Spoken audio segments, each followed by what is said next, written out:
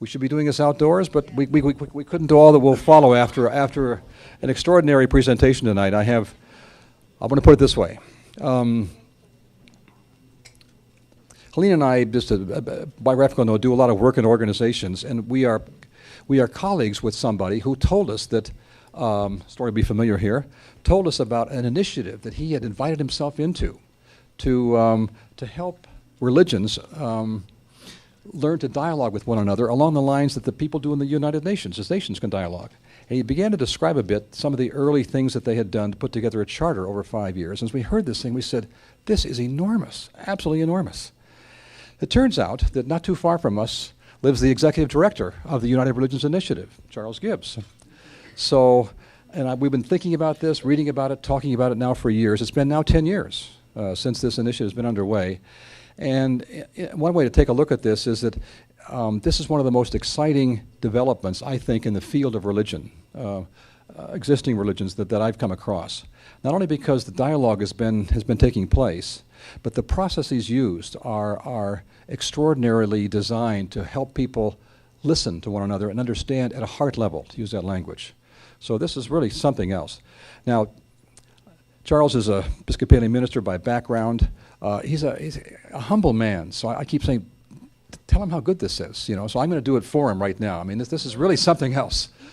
But I think you'll get a flavor for what's happening here. And Charles and Sally Mahi wrote a book called Birth of a Global Community. And they may say it's not the finest book, but when you read this book, the stories they tell about the meetings held throughout the world, and they go into examples and questions that are asked to provoke powerful discussions. It is a very exciting thing to read through. So if you are thinking about holding a gathering where people do come from different perspectives, get a hold of this book.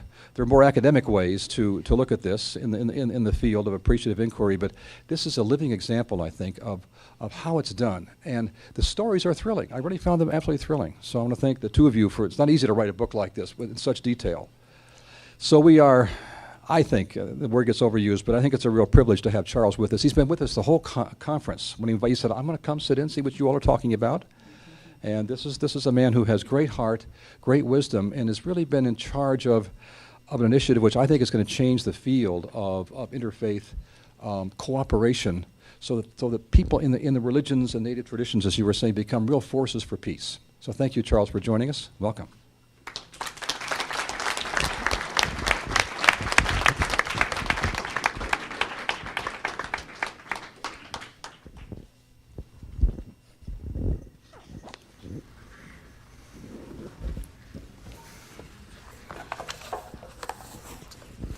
Thank you, Sheldon, and thank all of you for being here and for the extraordinary presence you are in the world. It's a real joy and an honor to be here. I've spent 10 years being called the Antichrist by some people, so to be somewhere where I get to contribute to the Aquarian Christ sounds like a real honor.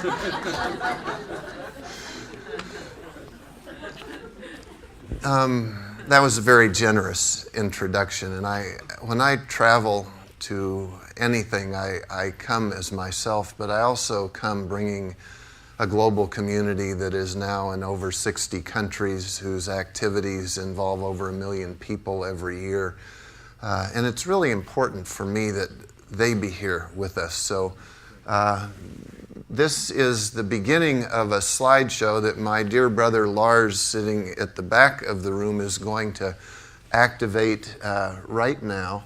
And as I'm talking, these slides will just continue to go, to keep in our midst folks from all over the world who are part of this work, because it really is everyone's work.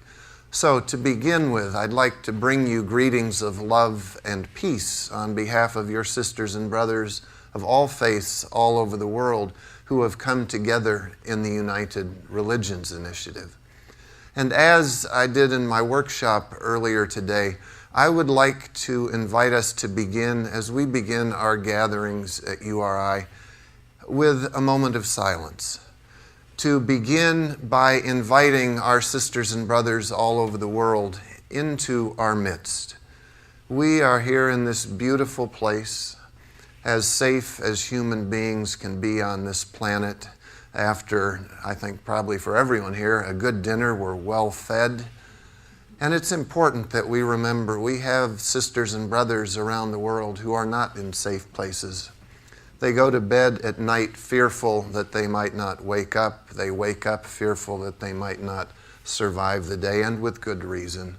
We have sisters and brothers, young and old and in between, who wake up hungry and spend their time during the day hoping they can find some small thing to eat to keep their lives going. I'd like us in silence to invite our sisters and brothers around the world to join us in this privileged place, in this privileged moment, so that they might enrich us with their presence and we might offer some refreshment to them. So when we finish this evening, they may feel more alive, a little more secure, and nourished in a deep way. So please, let's have a moment of silence.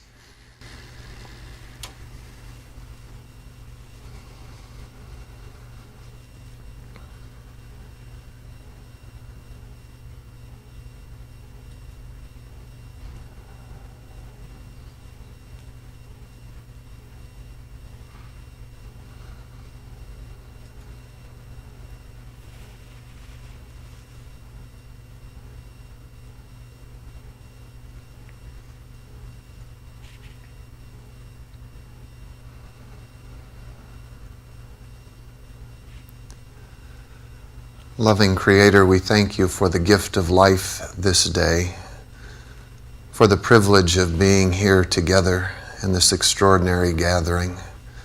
We thank you for the mystery and miracle of each breath we take, knowing that with each breath we are connected with all life on this planet. Help us as we are here this evening to be filled with gratitude, to be filled with the joy of being together, to feel our connection with our sisters and brothers all over the world, and to ask your blessing on our time, on our lives, that our time and our lives might be vehicles of helping to bring your reign fully present on this earth. Amen.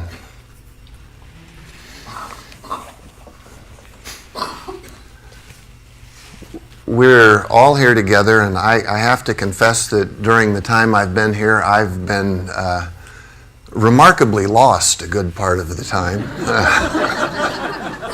I wanted to check with Gordon and get the contact information for this new ashram that's been created so I could get a line in there and do a little more learning. It is amazing how humbling it can be to go visit people in their home and discover both how different our place in the world can be and how in the midst of difference we can be incredibly together. I remember a few years ago I was in Manhattan. I had to catch a cab to the airport about 4 a.m, and I thought, oh boy, I'm going to be standing on that street for hours. But I'd no sooner put my suitcase down than a cab came around the corner, and I wondered what angel was behind the wheel. I discovered the angel behind the wheel was a Muslim from Pakistan. We started talking on the way to the airport, and he told me about his life, what had brought him to the United States, how his family was still in Pakistan, and we learned a lot about him. And then he turned the tables and said, "And what about you? What do you do?" So I started talking about the work of interfaith cooperation around the world I'm involved in. He said to me, "You know, that's so important, because even though I'm a Pakistani, and I'm proud to be a Pakistani, I'm grateful that I'm a Pakistani, I've always felt that more than a Pakistani, I'm a citizen of the earth. And even though I am grateful to be a Muslim and I'm richly fed by my religion, I've always felt that more than a Muslim, I'm a child of God." I said to him, I can't tell you how many times I've said exactly the same thing, but instead of Pakistani, I've said American. Instead of Muslim, I've said Christian. I've reflected so many times on that experience, and I really believe that a critical part of our human curriculum here is to rise to that level of consciousness where we see ourselves in a unity that doesn't deny the incredible diversity. I don't think it's an accident that this diversity exists on earth. We just need to learn to live with it in a new way. And a critical part of that is rising to a new consciousness. So I stand here as a citizen of this country, the United States, born in Socorro, New Mexico, and having lived all over. I stand here as an Episcopal priest, and I stand here as the executive director of the United Religions Initiative, but mostly I stand here as a citizen of the earth and as a child of God. We're in a time that demands new ways of seeing and being in the world, and the journey I'd like to share with you that I've been privileged to be on now for over a decade is one that's given me an extraordinary education and in the service of building an extraordinary global organization. I've been forced again and again and again to come into settings where I realize I'm completely ignorant. There's a great gift in being ignorant because you have an opportunity to learn. And in that learning, I always go back home with a fuller sense of the world, I think. And I'd like to share one story that touches in a religious way around that. And I think it connects with the theme of this conference. Some years ago, I was in New Delhi meeting with an array of people, and it was crowded, it was hot, it was so polluted that when I tried to do deep breathing to meditate, I thought I was damaging my health. But one day I got taken out of New Delhi to this wonderful ashram called Gobind Sadan, which means in English, House of God. The founder of this ashram is a man, Baba Versa Singh. Described from one perspective, you would say he is an illiterate peasant.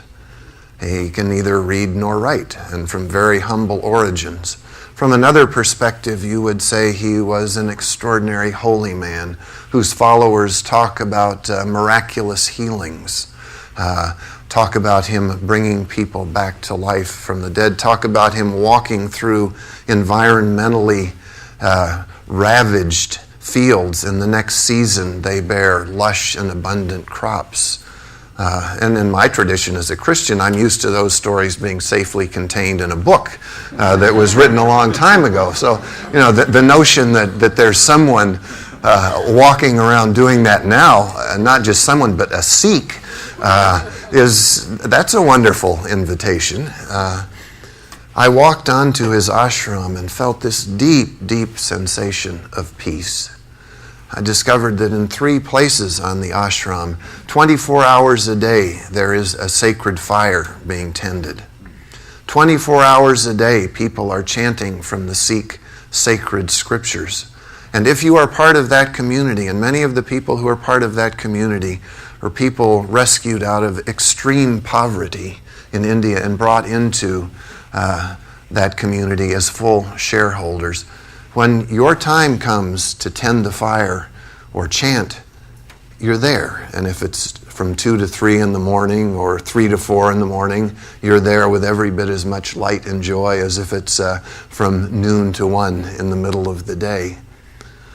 I was taken through this ashram by a wonderful woman from Connecticut who had met Baba Versa Singh on a trip he made to the United States, and she met him and knew immediately that she was to spend her life helping to develop his teaching and presence in the world.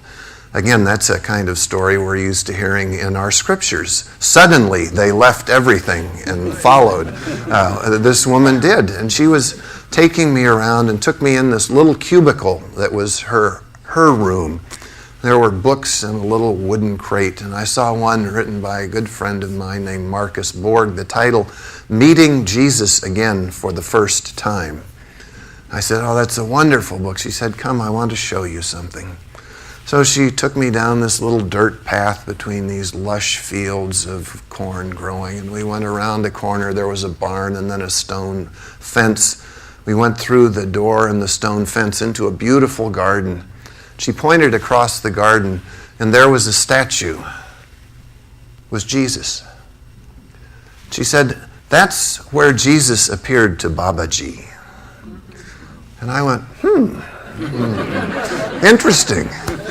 And she said, they had a fantastic time together. And I thought, very interesting. She said, it was so wonderful that to this day, Christmas is one of our favorite celebrations here on the ashram. And Babaji asked that this statue be made to commemorate the place where he and Jesus met. And you know what? They still get together from time to time. I drove back into the congestion of New Delhi thinking, well, I guess this means that Christians don't own Jesus. Christians don't own the Christ.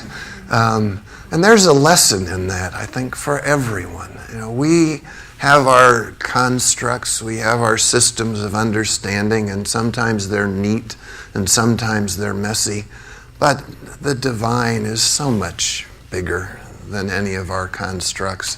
And for us to be able to stand together and recognize the fullness and magnificence of that, at the same time we're richly nourished from our own traditions, that is at the heart of the work of URI. And I'd like to tell you now a little bit about the journey, how this has been created. And it goes back to the winter of 1993 when an Episcopal bishop in San Francisco was ambushed by a call from the United Nations. He really didn't expect it was coming, and he couldn't begin to have anticipated the impact it would have on his life.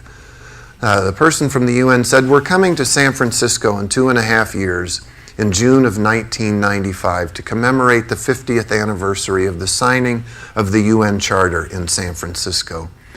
During that week, would you please host a 1-hour interfaith service at Grace Cathedral that would be part of the celebration? Bishop Swing said, certainly. Gillian Sorensen said, we'll bring 187 nations to this celebration. You please bring the world's religions. He said, fine, and went home and couldn't sleep.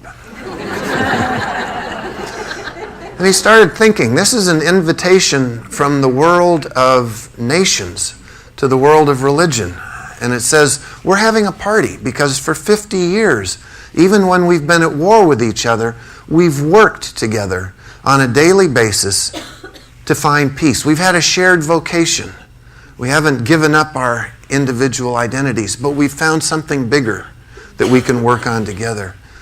And he realized that in those same 50 years, the religions of the world had not rolled up their sleeves and done that work.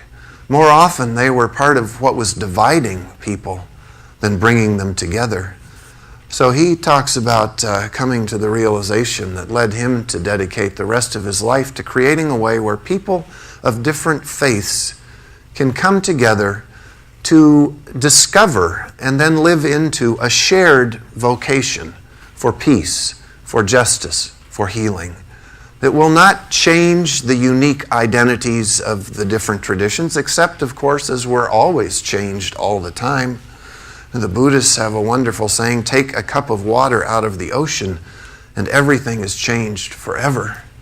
So how can we possibly get to know each other without being changed? But this isn't about making one religion out of all the diverse religions. It's saying we have work to do together. Collectively, we have received the most precious things, arguably, that the human species has received. And we have forged what is precious into weapons of destruction. And we have killed each other with what is precious. We've soiled that. It's time to cleanse it and reclaim it as a gift to help make life on this planet something that all people can live fully and fruitfully together. Out of the bishop's realization came the beginning of a long journey to create a vehicle that would bring people of different faiths together. His original vision was to create something that would involve the top-level leadership of religions and plant a center like the UN in San Francisco called the United Religions. But that vision did not last very long for a couple of reasons. One, high-level religious leadership with a few notable exceptions. It would be no surprise if I told you one of those exceptions was the Dalai Lama, another Mother Teresa. But with a few notable exceptions, high-level religious leaders were not interested in being a part of this. On the one hand. On the other hand, a lot of folks who were doing incredible work on a grassroots level around the world were saying, this is something I've dreamed about all my life, and I'd like to help make it happen. And it was in that confluence, and it's still happening, between a vision and many visions that the URI began to develop. A slight digression. When you see a slide up there with someone with a mustache that kind of comes down, it may have already come up. His name is Ray, and I think he belongs in this conference. I don't know whether he's first, second, third, fifth, sixth, seventh, but he is a Ray.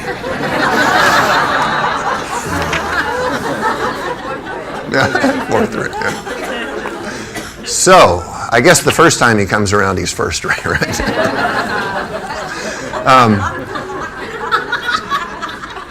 So, I want to jump from there to a moment.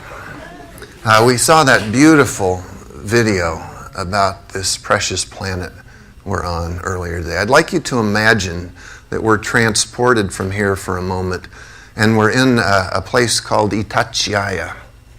I know there's someone from Brazil here. You probably know Itatiaia. It's a national park in a rainforest halfway between Rio de Janeiro and Sao Paulo. We held a conference there in 1999. 125 people from all different parts of Brazil, all different faith traditions came together as part of a growing global dialogue to bring people of different traditions, often people who'd never spoken with each other, together to make friends with each other to start with, and then to begin to imagine how we could create an organization. Well, this was 3 years into that process, but imagine we're in the middle of a rainforest in Brazil, and we're in a clearing in that rainforest. It's a partly cloudy night. You know, the clouds are kind of scudding across the sky. There's a full moon, so it's just absolutely gorgeous. And in the middle of the clearing, there's a big bonfire. And around the bonfire are representatives from 4 indigenous nations in their beautifully feathered headdresses. They are going to lead us in a ritual of healing. They begin, one nation at a time, dancing around this fire and chanting their sacred chants, invoking blessing on the work we will do together. And after each has done its own chanting and dancing, all 4 nations circle the fire together and dance and chant. And we discover that this is the first time in history these 4 nations have done this together. We discovered that the night before, as they were planning this ceremony of healing, it got later and later and later, and they weren't able to come up with a ceremony. And then it started getting earlier and earlier and earlier. And finally, one person said, maybe the reason we can't come up with this ceremony is because historically we haven't liked each other. Our people have been enemies more often than anything else. Maybe before we can lead something for someone else, we need to make peace among ourselves. And so when they danced together It was their way of saying, we are committed to making peace among ourselves. And when they finished, the circle expanded, and we're all dancing around this bonfire under a full moon in the middle of the Brazilian rainforest. And you look across the circle and see this beautiful Buddhist priest with her head shaved in a long black robe, and over here's a Hindu Swami in his robes, and over here a Tibetan Buddhist monk in his robes, indigenous people, every size, shape, color, man and woman. And in that circle you realize this is it. We don't have to look anywhere else. It's here, right now. And so I'd like to talk a little bit about how that happened. Because it happened then in 1999, and it happened somewhere every day. We decided very early on that the model of creating something and then asking other people to come be a part of it would not work in creating this global initiative. That we needed to bring people into the creation. One of the first miracles that we had in this process, and it was an extraordinary one, was when we connected with a man named David Cooperrider, who's a professor of organizational behavior at Case Western Reserve University, and one of the creators of an organizing methodology called appreciative inquiry. David sent a packet of material that I received that said, I read an article in the Cleveland Plain Dealer. Now, the legend has it that the Plain Dealer was the only paper in the United States that ran that article. And David actually threw it in the garbage, and his wife pulled it back out and said, I think you need to read this. It was about this vision for united religions. He sent this material saying, I've helped create the Global Excellence in Management program, the Social Innovations in Global Management program. We work in over 70 countries with over 100 organizations that are doing transboundary work for global good. This is the most exciting global initiative I've ever heard of. We would be honored if we could help. He also volunteered to pay for me to fly back to Cleveland to meet with them. And we were headed into our first small global gathering, knowing who was coming and not having a clue what we were going to do with them. So this was a wonderful invitation. I went back reading an article David had sent me about appreciative inquiry. And almost every word I'd go, yes, yes, yes. It was a wonderful coalescence of our intuition with a theory and a practice someone had been working on. And from that time, we've been partners with a wonderful group of people who do appreciative inquiry work around the world. And I want to say a few things about that approach, because without that, I don't think would be anywhere near where we are now. First, the two words, appreciative. The core of this is appreciation. Appreciation of the best of what has been, the best of what is, and using that as the fuel and the resource to create not a solution to a problem, but the future we want to inhabit. So it's not what's not working, how do we fix it? It's what would we like to see exist? How do we create it together? The inquiry part, there's been a lot of research that shows that systems grow in the direction of the questions they ask. So if you ask a question that leads you in a negative direction, even if what you're asking is to help solve that, your energy is drawn into that negative situation. If you ask a question that, for instance, asks, how can people of all faith traditions in the world live together in a way that creates a more peaceful and just world where ancient wounds are healed, the system will start growing in that direction. And so we engaged thousands of people around the world over a 4-year period using appreciative inquiry.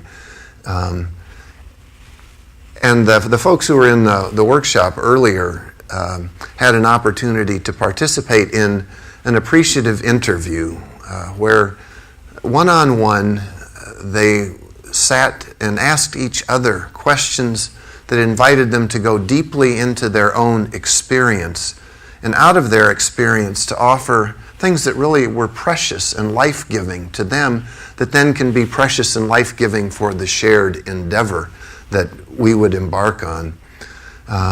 I've seen all over the world groups come together, uneasy, uncomfortable with each other. In Africa, here are Christians and Muslims who are almost at war with each other and have never spoken to each other. Or in Latin America, indigenous people coming into a group where they're meeting with mainline Christian folks who have historically pushed their people to the brink of extinction. In the Middle East, Jews, Christians, Muslim, Druze, people who, if they know each other, often know negative stereotypes about each other. But coming together and being paired up, so let's say a Christian and Muslim in Africa, and then being asked questions like, in everyone's life there are ups and downs. I'd like you to think about the ups in your life, and in particular, think about a high point in your life when you felt most alive, most vital. You felt that you were contributing in a wonderful way to helping your community and your world be a better place. Would you please tell me about that experience? What happened? Who was involved? How did things develop? And without being humble, what did you contribute to having that be a high point? Or, I'd like to know a little bit more about your faith tradition. Would you please share with me the greatest gift you've received from your faith tradition? And share it with me as though I'm a 6-year-old child, so I can be sure to understand it. That's such a different approach than arguing theology, isn't it? What's the greatest gift, and what difference has it made in your life? We have brought thousands of people together. They've gone from being strangers in not quite a heartbeat, but almost, to being friends. I remember a conference we did in Nairobi, Kenya in 1998, where people from 9 different African nations came together. We began with an interview like that.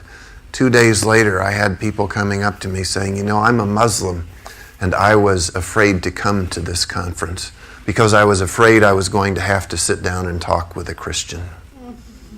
Or, I'm a Christian, and I was afraid to come to this conference because I was afraid I was going to have to sit down and talk with a Muslim. And they would both say, but we overcame our fear, and we're glad we did, because we did have to sit down and talk with the other. And in talking with the other, we discover, yes, we have differences, but there is so much we share. And now when I go home, instead of having this other who is simply an unknown, hostile, negative force, I have a friend, and we can work together. So the process of creating the United Religions Initiative was a process of making friends to start with, of bringing people together who had never wanted to talk with each other but desperately needed to. And in that, then asking them to dream together about the world they wished to live in. And then in dreaming about the world together, asking how might interfaith cooperation help make this world more real. And then asking what kind of organization would we need to create that could engender that interfaith cooperation to have it be a vital force for a better world. And we learned many things along the way. We learned, first of all, that we needed to start in the grassroots. We needed to start because that's where the passion was, the willingness to be engaged. And also for another critical reason, people all over the world said one of the trends that makes this possible is the increasing presence of women in leadership roles in all areas of human endeavor. Oh yes, let's clap. All right.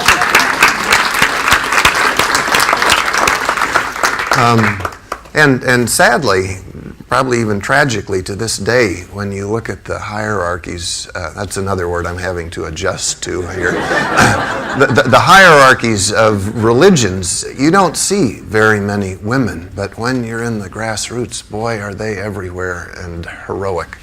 So that was important. We realized that if we stuck narrowly with groups defined as religions, and got involved in trying to say which ones were in and which ones were out. Did you have to have more than a certain number of members? Did you have to be more than 500 years old or 1,000 years old?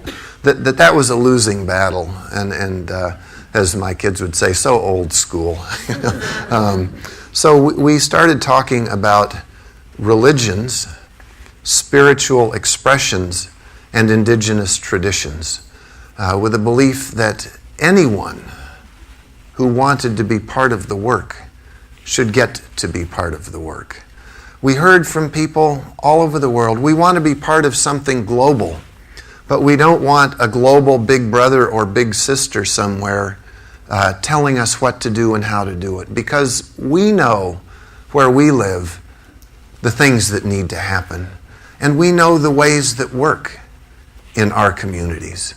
And so we needed to find a way to allow people to be globally connected, but locally rooted, locally relevant, and to have local autonomy, and to have something that held them all together. The charter we evolved over 4 years is that glue. And along the way, we had another wonderful miracle when we ran into D. Hawk, who was the man who, in the early wild and chaotic bank card industry, managed to envision and then help create this organization that we now call Visa, which nobody owns. You know, everyone's a shareholder, but nobody owns Visa. He'd created this organization that was decentralized, self-organizing, and held together by some core values and behaviors. Well, he left that, spent 10 years rehabilitating a plot of environmentally ravaged land and thinking deeply about the old organizational structures that were failing in every sector of society and imagining the new organizational structures that might serve humanity in the 21st century. And he studied natural systems and how they can go from enormous complexity down to elegant simplicity, seemingly effortlessly, and created a model he called chaotic that blends chaos and order that you see in natural processes. With Dee, we worked through a process that involved a small international interfaith group that met every other month for 2 years, received input from the larger global community, gave output back to the global community. So there was this ongoing conversation, a lot of it over the internet, but also regional gatherings, a global gathering every year, moving ever closer to an articulation of what the core of this work might be. In 1999, we gathered after having had a draft charter for a year that had circulated, and we gotten all kinds of feedback. We had created the structure that we felt would allow people to be globally connected but locally rooted and relevant. And the unit is called a cooperation circle. Cooperation because the core of the work is interfaith cooperation. A circle because in a circle, there's no boss, head, tail. It's everyone has parity around a circle. And we said to create a cooperation circle, you need to have at least 7 people and at least 3 different traditions, because that would make you, by definition, a unit of interfaith cooperation. 5 years plus after having signed the charter that inaugurated this system, we have over 300 cooperation circles in over 60 countries around the world. And as I think I said, with activities that involve over 1 million people every year. Some of those circles are probably close to 7 people. Others have over 1,000 people. And over time, we've seen some that have grown In the Philippines, this wonderful circle, that peacemaker circle that went into a part of Metro Manila that was experiencing a big influx of Muslims fleeing the violence in the south. We hear a lot about Muslim terrorists, and somehow we often don't stop to think that the victims of that terror are often other Muslims. We see that in Iraq right now, but that's happening all over the world. That violence is indiscriminate that way. So Muslims fleeing that, moving into a poor part of Metro Manila that was predominantly Christian, but of course Christianity is not a monolith. There are lots of divisions and lots of tensions there. The Muslims moving in were not monolithic, and pretty soon there was a pressure cooker that looked like it was ready to explode. So this circle decided, we want to see if we can have a helpful presence there and keep violence that might happen from happening. So they went in very carefully, very cautiously, very humbly, meeting people, listening to people. They ended up putting together a Christian Muslim leadership council. One of the first things that council started doing was inner work, grounding in the sacred together, learning how to be more peaceful and peaceable people together. They started doing projects like digging a deep water well so there'd be fresh water in the community, sponsoring a free dental and medical clinic, on and on, doing classes that transformed the community from a tinderbox into a model of how people can get along together. And suddenly the government was saying, could you help us understand how we can keep a peaceable community here with the potential for interreligious tension? So to see that evolution as people come together, learn from each other, are inspired by each other, is remarkable. Cooperation circles can do anything they want as long as it's consistent with the charter.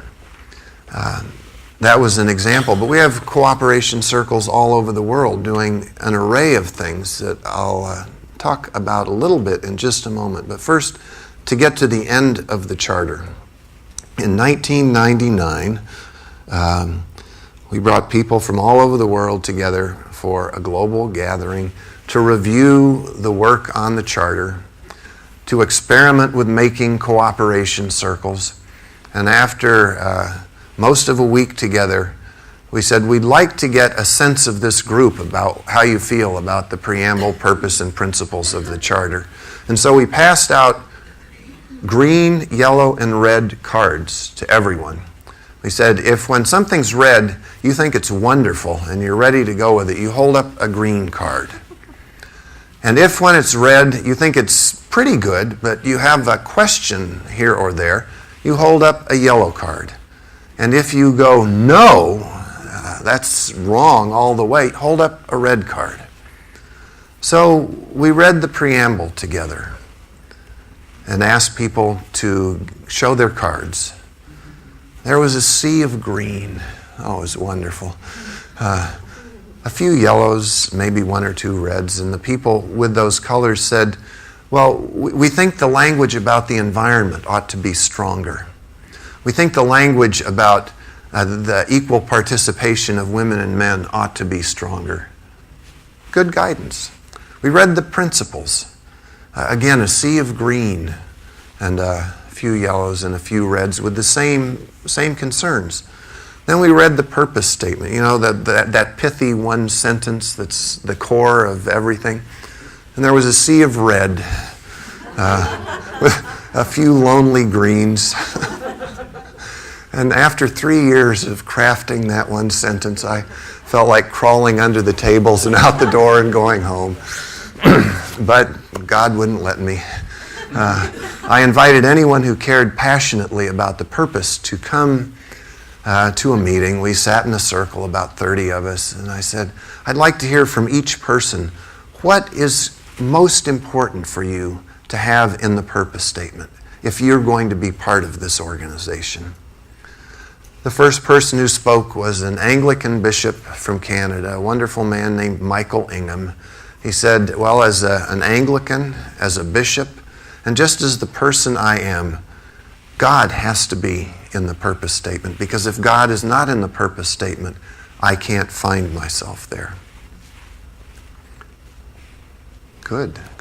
We listened person after person. We came around on the opposite side of the circle from Bishop Ingham, and this beatific Buddhist monk from Korea, Venerable Jinwal Lee, said, well, as a Buddhist, what's most important for me is that God not be in the purpose statement.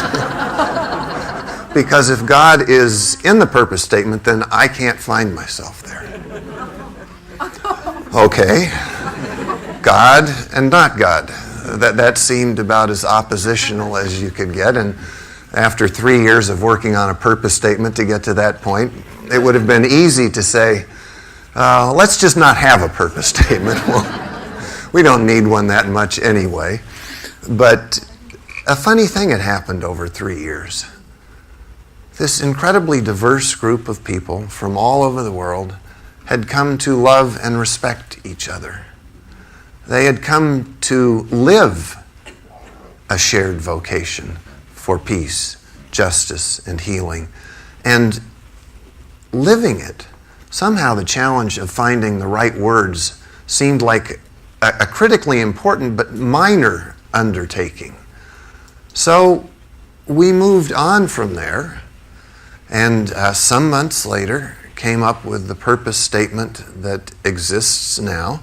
And it begins the preamble of our charter and then is repeated as the purpose statement. But I love the way it begins the preamble. It goes like this: we, people of diverse religions, spiritual expressions, and indigenous traditions throughout the world, hereby establish the United Religions Initiative to promote enduring daily interfaith cooperation, to end religiously motivated violence, and to create cultures of peace, justice, and healing for the earth and all living beings.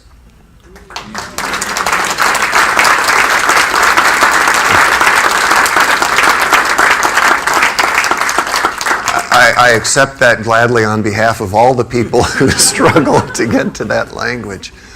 Well, that animates this global community. The principles that go with that purpose statement include things like the URI is a bridge-building organization, not a religion. We respect the wisdom of each tradition. We respect differences among traditions.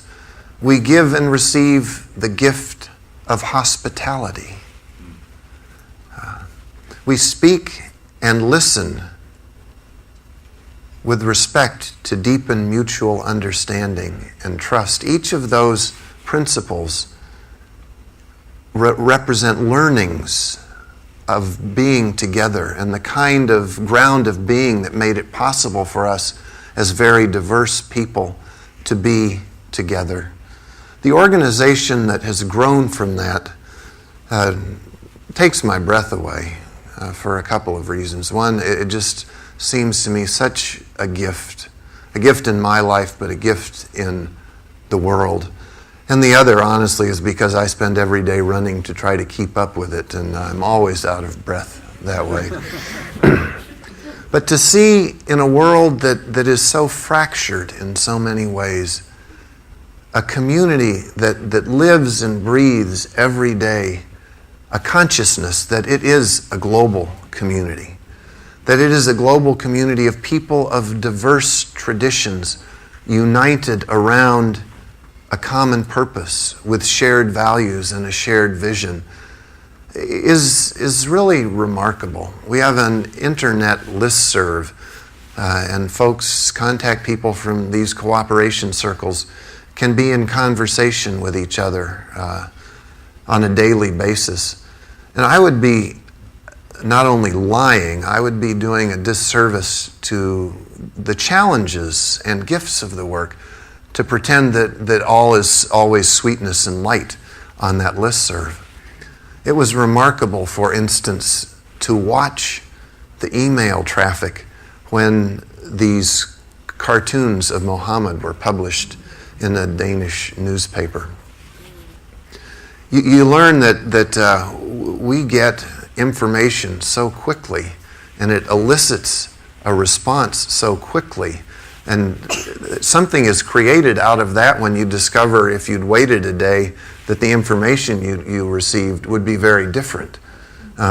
So to see this unfold, and to see it unfold in a community of people who are committed to the purpose statement that I was just reciting, was shocking and challenging. One person in this country was very clear that Muslims and everyone else around the world needed to condemn the violence that was going on. What he couldn't seem to hear was that people were condemning that violence, but were saying this was a premeditated provocation. And to hide behind freedom of expression, in this country we can't say scream fire in a crowded theater. There are limits to freedom of expression. Every day in newsrooms across the world, editorial boards make decisions about what to publish and what not. And there are limits all the time. And that the cartoons were solicited by someone to start with. Anyway, Muslims in different parts of the world were just jumping into the fray, and I was seeing this community look more and more like the world we're trying to help rather than the world that we thought we'd created. And at a certain point, because I don't want to be big brother or daddy, so often I keep at a distance until the community finds its own resolution, or things get so extreme that I feel something needs to be done. And I got to that point, and I sent a message saying, if we were all sitting in a room together right now, I would ask all of us to be silent for 20 minutes. But before we entered our silence, I would ask us to read our charter. And in our silence, I would ask us to reflect on how what has developed honors or dishonors the wisdom we created together.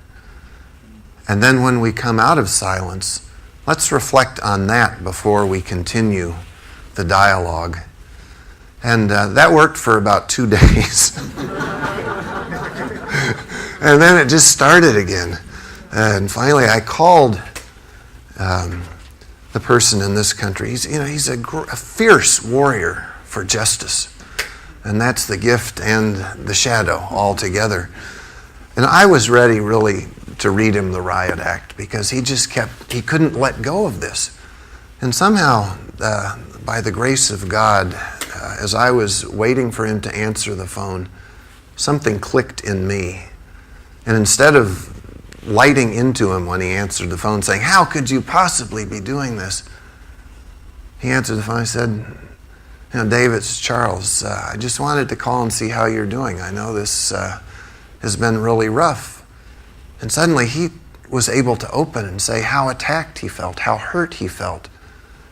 And acknowledging that, I was then able to say, "I understand that, and I want to give you my sense of what's going on." And to make a long story short, it ended up with him writing a letter of apology to one of the Muslim leaders.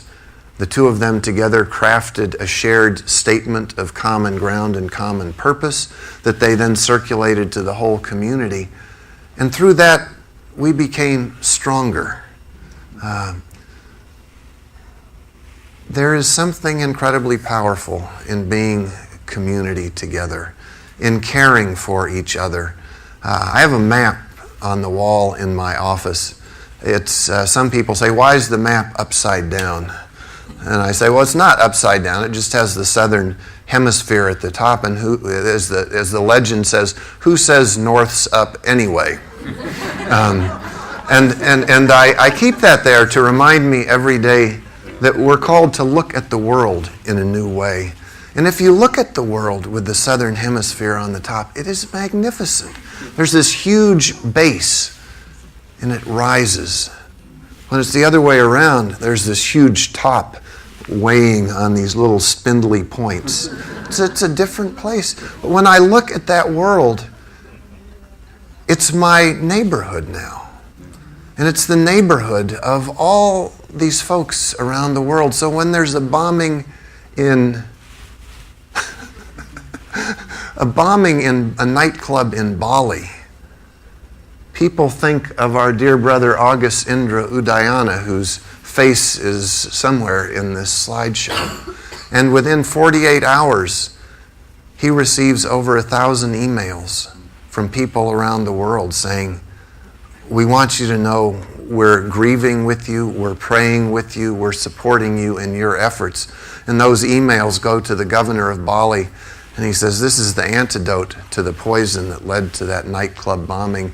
And they galvanize even more people to participate in a blood drive and giving food and clothing. They lead to 19 days of prayer vigil for peace in Bali. They lead to a meeting with the president of Indonesia and August Indra becoming part of a national committee she put together to try to find in a systematic way an ongoing antidote, a proactive antidote to that violence erupting.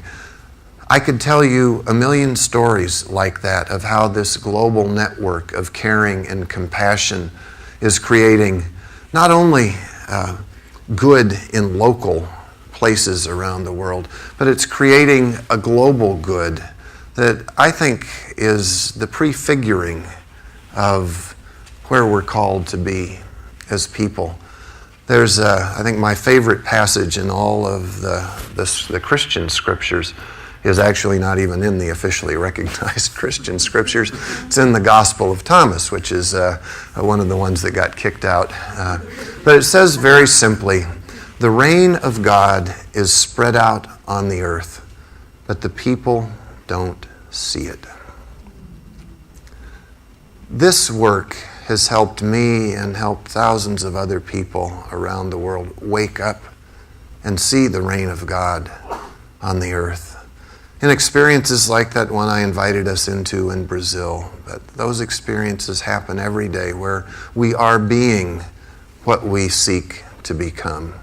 And that's so important. And if I could leave you with one invitation, it is that if you don't already have rich relations with your spiritual neighbors of other traditions, find ways to help create those relations. If you do, go a little further.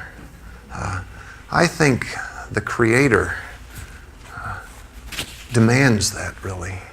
We've been given this richness, this diversity of understanding, of belief, of motivation to grow into full human beings. And it's high time we honored that with our lives. So,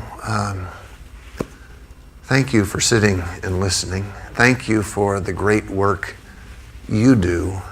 It's a privilege to feel my community has grown a little in these few days I've spent here. And the ancient pre-Christian Christian community, before it was called Christian and was simply called the Way, had a one-word prayer that it offered regularly. And that one word was Maranatha. Come, Lord Jesus. Maranatha.